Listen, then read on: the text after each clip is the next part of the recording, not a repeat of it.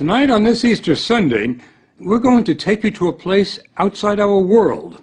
It's not Mars or Venus, but it might as well be. It's a remote peninsula in northern Greece that millions believe to be the most sacred spot on Earth. It's called Mount Athos, and prayers have been offered here every day with no interruption for more than 1,000 years. It was set aside by ancient emperors to be the spiritual capital of Orthodox Christianity, and has probably changed less over the centuries than any other inhabited place on the planet. The monks come here from all over and do everything they can to keep what they call the world far away. Not surprisingly, journalists are not exactly welcome. For more than 2 years now, we've been corresponding, negotiating, and frankly pleading for an invitation, but ran into one monastic wall after another. Then, much to our surprise and delight, a few months ago, the monks said, "Okay, come see who we are." This Byzantine cross marks the border between Mount Athos and the 21st century. The monks come here, as they always have, for the beauty, the tranquility, and the isolation. But most of all, for this.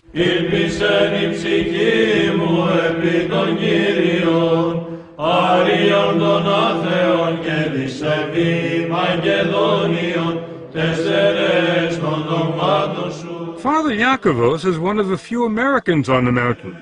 He's been here more than half his life. You have to understand the words that we're saying in today's liturgy are the same words that Christ was saying, the same words that saints from the 1st century, the 2nd century, the 3rd century, the 4th century.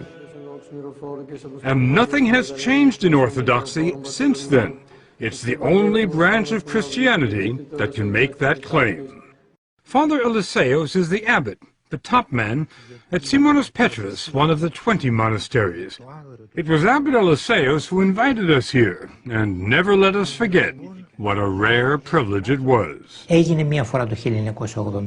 It happened once, in 1981. The last time you invited a television crew here was 1981. Correct. We weren't going to invite you, but your persistence convinced us to open the door.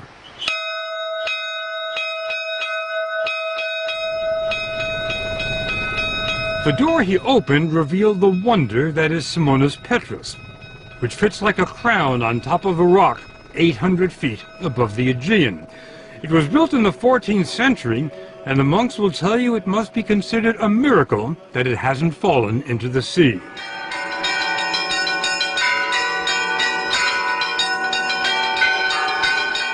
There are 20 monasteries on Mount Athos. Some look like medieval fortresses. Others are so large they resemble small cities. They rise from virgin forests and line the coast, shrouded in mist.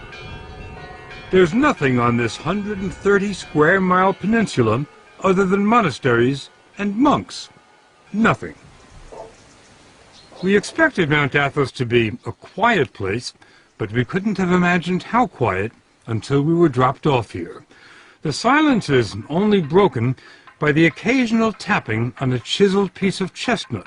It's a call to prayer, and it started being used here before there were bells. The monks here have one goal, and that is how to get closer to God. Father Serapion wanted us to understand that there is no place on earth closer to heaven than Mount Athos. Every day, 1,000 divine liturgies are celebrated on the peninsula. It's unique in the world and in the Orthodox Church.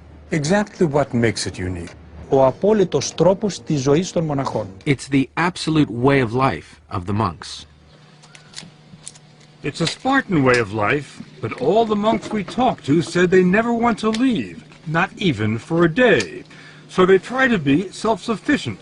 They grow their own fruits and vegetables, do their own tailoring, and when they get sick, there's an in-monastery doctor, Father Emilios, who's not very busy because the monks are in excellent shape. There's remarkably little cancer, virtually no heart disease or Alzheimer's. They must be doing something right in addition to drinking wine at 9 in the morning. They eat 2 meals a day. There's what they call the first meal, which lasts 10 minutes, and the second meal, which lasts 10 minutes.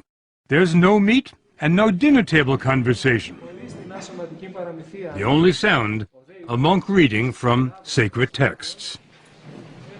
We were surprised by how busy the monks are. When they're not praying, they're working.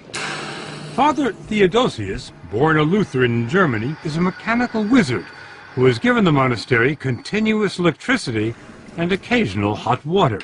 Many Christians in the world, they are looking for the original church, for the ancient church. Do you think this is the closest to the original church? Yes. When you come to Orthodoxy, you will see it has everything you ever sought for. Father Averkios takes care of the ancient footpaths here. He clears the trails. We went with him on what was, for us, an exhausting hike on the hills above the monastery. It wasn't tough for him, though. He says that after decades of roaming the world, this is his path. I've been to many places. Tell me where. From Switzerland, of course, from Sweden, Finland, Spain, Portugal, Singapore, Australia, and Texas. Texas. How did you like Texas? I liked very much. I liked mostly the people. Now, with all the traveling you've done, how did you end up here? I was searching for a way of life. I can give all of myself to that. And I think the God of Jesus is above all the others: money, lifestyle, even family. The family at Simonas Petras consists of 54 monks from 8 countries. Father Yakovos came here 25 years ago from Winthrop, Massachusetts. This is about as beautiful as it gets. I think so. He took us on a tour of the monastery. It'd be tough enough to build a monastery on top of a rock today, but how did they do it in the 13th century? You know, that's something which even modern-day architects are amazed at. When the workers came and saw the site where St. Simon, the founder of our monastery, wanted to build, they looked at him and they said, "You're crazy." "Are you crazy?" Of course. So being crazy was not a bad thing? No, not at all. Now, back then, how did you get stuff up here? We have mules. It takes 15 minutes to walk through the monastery into the sunlight. Enough time to find out that Father Yakovos' journey to Mount Athos started at the age of 6, when his father showed him a picture. It was just so impressive, and I turned around and I said to him, "Dad, you know, I don't think that I'm going to be able to believe that somebody lives in that building until I step on those balconies myself." Destiny. It is a little bit. From the age of 6. Yes. Father Yakovos doesn't follow what's going on in Winthrop or anywhere else today. There are no newspapers, no radio, no television on Mount Athos. There are a few telephones, and Father Yakovos got a call last year. His father was dying. Prior to his death, he was asking if I would go so I could see him one last time. Reasonable request. From a father, I think so. My response was negative, though. You didn't go? I didn't go. I didn't go because of the fact that monastics do not go to funerals of their relatives or their friends. They remain here at the monastery. When your father asked you to come see him one last time, and you said no, was there any feeling of, I'm letting my father down? Not at all. I know that we're going to see each other in paradise one day. The whole idea at Mount Athos is not only to isolate oneself from the outside world, but to let go of all memories of one's past life. The purpose of your being here, as I understand it, is prayer without distraction. I'm not being distracted now. Why are you laughing? First, tell me why you're laughing. Why am I laughing? Because St. Paul says we're to pray unceasingly. What's funny about that? That's not what's funny about it. What's funny is how you think I can stop praying. You're praying every minute of the day. Even right now when we're talking. Really? Of course. You don't see Father Yakovos praying while he's talking. But look at these other monks. Their lips never stop moving, not for a second. They just keep reciting the Jesus prayer day and night. Lord Jesus, have mercy on me. It becomes like breathing. Some monks say they can pray when they sleep, and they get no more than 3 hours sleep a night. But Mount Athos gets more applicants than it can handle. It's harder to get into than Harvard. The man comes as a novice, he's free to leave if he doesn't like it, and the monks can tell him to leave if they don't like him.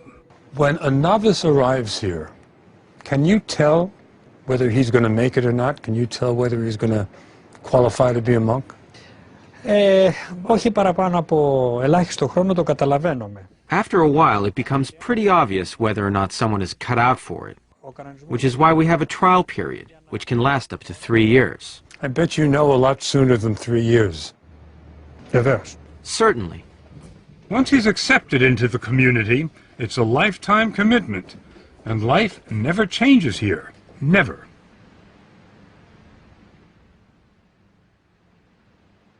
Every day at 3 in the morning,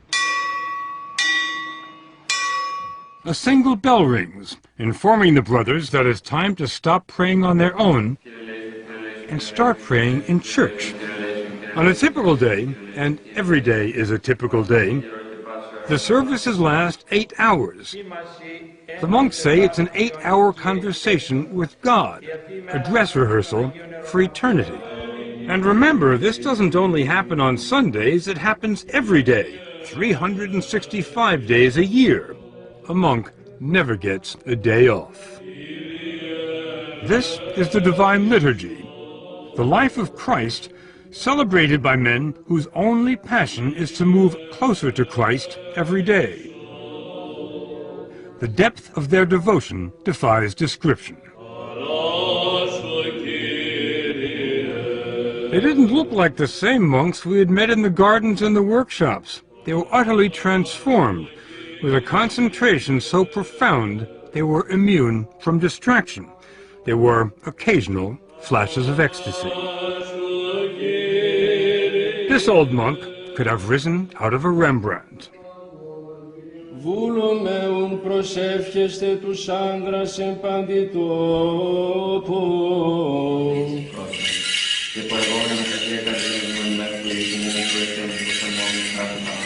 There are no musical instruments in the church, just chanting. Chanting without end.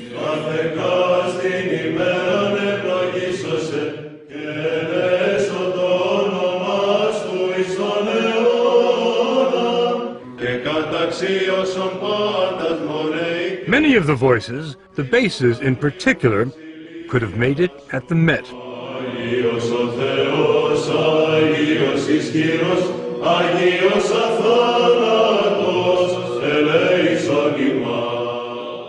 We didn't understand the words. We didn't really have to.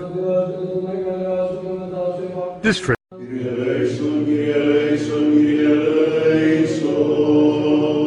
Lord, have mercy.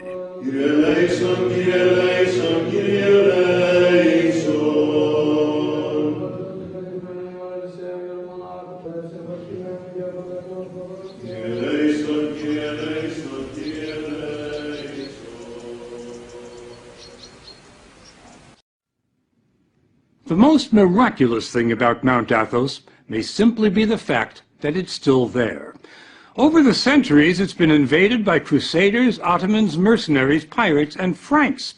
The Nazis had their eyes on it too. The 2,000 monks attribute their survival, not surprisingly, to divine intervention. But they've also been pretty crafty. Some of the measures they've taken will surprise you. If you'd like to come for a visit, though, it can be arranged, but it's not easy. First, you'll need a visa issued by the monks, and unless you're an Orthodox pilgrim, it can take a while. Next, you'll fly to Athens and make your way to a scruffy little town in northern Greece where there's no airport and where the roads are dicey. Then you'll hop on a ferry, unless the trip has been canceled because of rough seas. That happens all the time. The monks will tell you it takes years of prayer and soul-searching before they're ready to leave the world for Mount Athos. For the likes of us, though, it takes little more than an hour. It was the beginning of Lent when we took these pictures, and the ferry was packed with pilgrims from all over the Orthodox Christian world. Greeks, Bulgarians, Serbs, Romanians, Russians. It wasn't long before the first monasteries came into view, and we thought we were sailing to Byzantium, to a fantasy land of castles and palaces.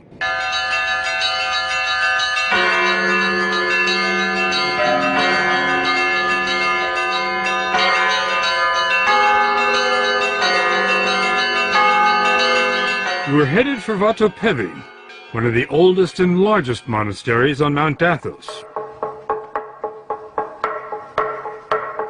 It had the feel of a medieval city.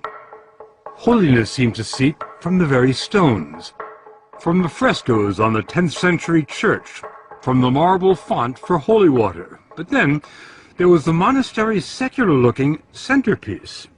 There's nothing remarkable about the clock tower at the Vatopedi monastery, except for one thing. Check out the time. It's just about 8:30. Now, my watch reads 2:30. That's a 6-hour difference, and there's nothing wrong with their clock or with my watch. It's because the monks on Mount Athos keep Byzantine time. The day starts at sunset, not at midnight. The monks measured time this way during the days of the Byzantine Empire. That's the Christian empire that followed the fall of Rome. And that's the flag they still fly here. How long ago did the Byzantine Empire fall? 1453. 1453. That's a well-known fact. Well, it wasn't to us. But to Father Serapion, 1453 is the day before yesterday. This peninsula is the only place in the world that still keeps Byzantine time. Κρατάει αυτή την ορολογία. It has maintained this time for some 550 years.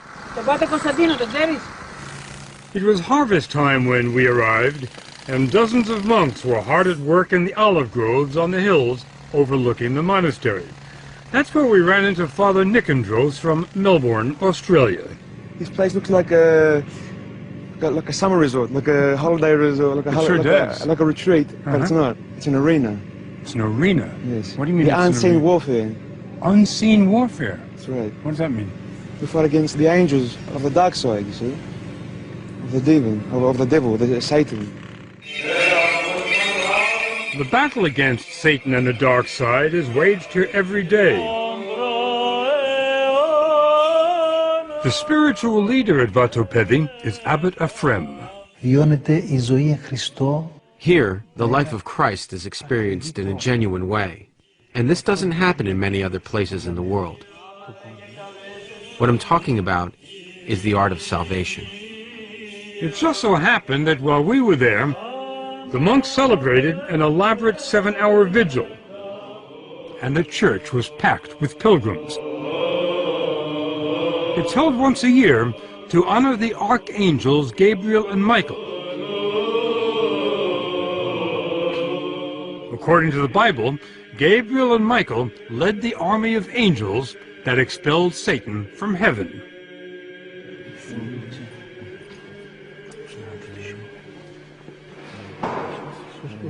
The church's relics are brought out every day, and pilgrims ask for the blessing of the saints. The most sacred relic on the entire peninsula is in this case, fabric said to be part of a garment worn by the Virgin Mary. The irony is that while the Mother of God is revered here, no other woman is permitted to even set foot on Mount Athos. It's been like that for 1,000 years. The reason, according to Orthodox doctrine, is that Christ gave the peninsula to his mother, and all other women have been excluded so as to fully honor the Virgin Mary. It's also been said that in the days before the ban, when women did come here, the monks became distracted and couldn't devote themselves entirely to prayer. They say it's been a lot easier since the last lady left. Keeping women out certainly wasn't much of a problem 300-400 years ago. Do you feel that's becoming problematic today? I don't think so, because the monastery itself and all the land around it is our property, And if we don't want women coming onto our property, we have every right to do that. Mount Athos may be the last all-male bastion in the world, and Father Arsenio says it has to stay that way. Στον χώρο αυτό, Here we are concerned solely with purity and our elevation to eternity. If women are permitted, they'd bring their families and their children. This place would become a tourist attraction and no longer a place of silence. If we wanted to experience profound silence, we're advised to go to Stavronikita. It's the smallest monastery on the Holy Mountain, but it has some of the most remarkable treasures. You stain the silence just by walking in.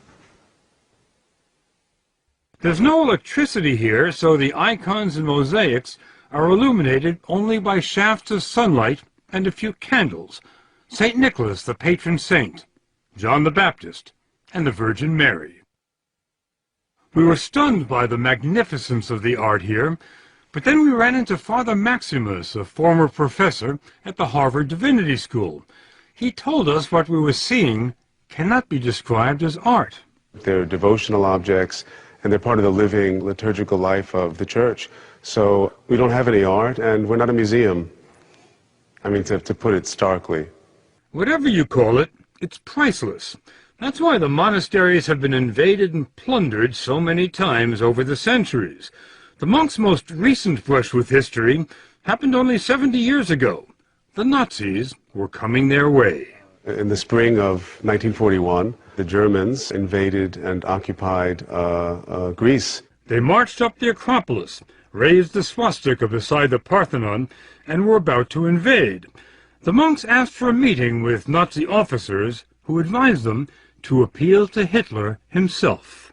And the monks wrote a letter to Hitler. A letter was written, and in the letter the monks identified themselves. They said, "This is who we are."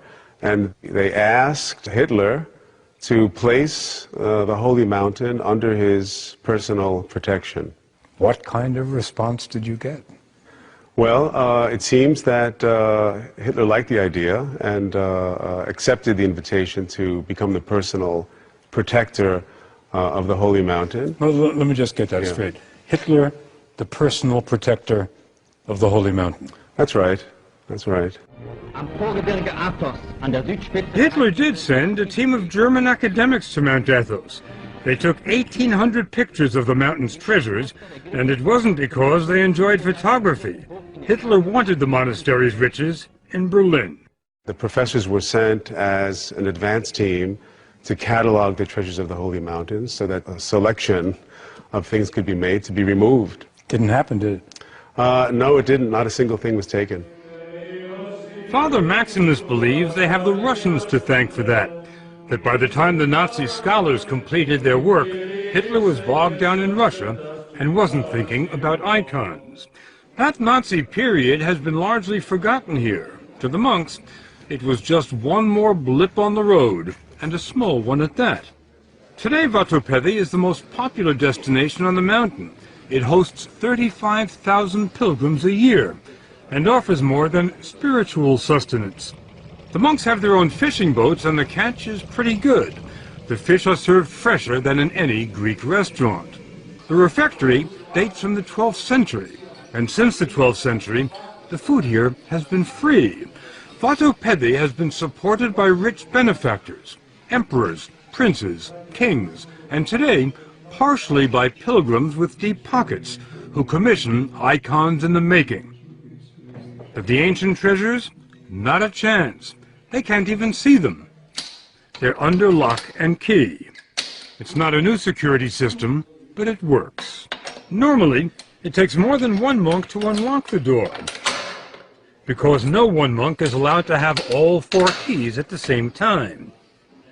It's sort of a medieval version of the nuclear launch control. Do you keep those keys in your pocket, Father? Try not to. Father Matthew from Fond du Lac, Wisconsin, was given the abbot's blessing to let us into the inner sanctum. Once inside, there was still another hidden door. Behind the curtain? We walked into the world of Byzantium. It was hard to imagine that everything here was at least 600 years old, because the brilliance had not faded. There are almost 4,000 icons stored in this monastery alone. Oh, wow. The highlight? A 14th century icon of Christ. Every monk will tell you the sole purpose of life on Mount Athos is to get closer to Christ every day. And they say total union with Christ is only possible when they leave this world. Πρώτο πράγμα που κάνει ένας μοναχός είναι να αγαπήσει το θάνατο. The first thing a monk does is embrace and love death. Embrace and love death. Γιατί ο θάνατος... Because death is the ticket to the other life. Without a ticket, you can't travel. Where do you get the ticket? Εδώ στη ζωή αυτή. In this life, that's what we do each day. We prepare for death, Για το ταξίδι μας προς τον ουρανό. and we are joyful about our journey to heaven. Father Matthew offered to take us to the transit point between this world and heaven. When a monk dies, he's buried until there's nothing left but bones. Then he's brought to where every monk who's ever lived here ends up, the ossuary. Any idea how many skulls there are here? Thousands. I'm not sure how many thousands. Any idea how far they go back? The ones here would be to the 16th century. When you look at the ossuary, what comes to mind? Mostly I see that this is where I'm going to be. I always like to say these are my future roommates. There was nowhere for us to go from there. So we headed back to the mainland. The monks invited us to come back any time. And if we do, or if our grandsons or great-grandsons do, after 10 days here, this much we believe. Mount Athos will not have changed at all.